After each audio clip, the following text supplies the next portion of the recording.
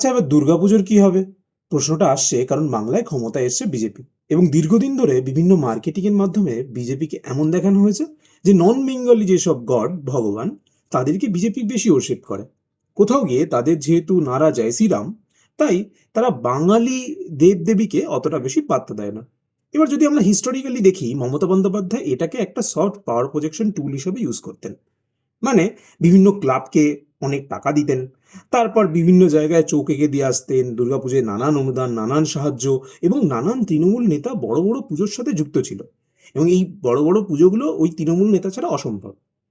এবার এ জায়গায় প্রশ্ন আসছে, সেই তৃণমূল নেতারা পাওয়ার হারিয়েছে, বিজেপি ক্ষমতা এসেছে, যারা কিনা আহ, বাঙালিগণদের অতটা বেশি ওরশিপ করে না। এবার তাই উত্তরটা আসছে যে দুর্গাপুজোর কোনো ক্ষতি হবে না, কারণ যখন মমতা বন্দ্যোপাধ্যায় ছিলেন না তখনও দুর্গাপুজো এত ধুমধাম করেই হতো। এখন হয়তো অনেকটা কমার্শিয়ালাইজ হয়েছে, এবং নতুন যে সরকার আসছে তারা যে বাঙালি অস্মিতা বা বাঙালি কালচার সেটাকে একটা পার্ট ধরে রাখছে, সেটাকে প্রথম দিনই বোঝা গেছিল। কারণ সফট পাওয়ার প্রজেকশনের জন্য মোদি সেই সময় ধুতি পাঞ্জাবি পরে সবার সামনে এসেছিলেন, এটা দেখানোর জন্য যে আমরা কিন্তু ওই বাঙালি আইডেন্টিটির এগেনস্টে নয়। এবং এই যে বারবার মাছ খেয়ে বা বিজেপি যেটা প্রমাণ করতে চাইছে যে we are not anti Bengali. এবং বিজেপির যেসব নেতা, এই সজল ঘোষ ধরুন, দিলীপ ঘোষ ধরুন, এরা কিন্তু প্রত্যেকেই দুর্গাপুজোর সঙ্গে যুক্ত।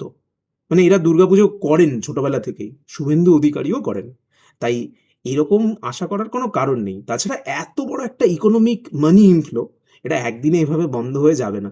ওই নেতাদের জায়গা হয়তো নতুন কোনো নেতা নেবে। এই বিষয়ে আপনার কি মনে হয় জানান কমেন্টে। আর ভিডিও ভালো লেগে থাকলে ফলো করে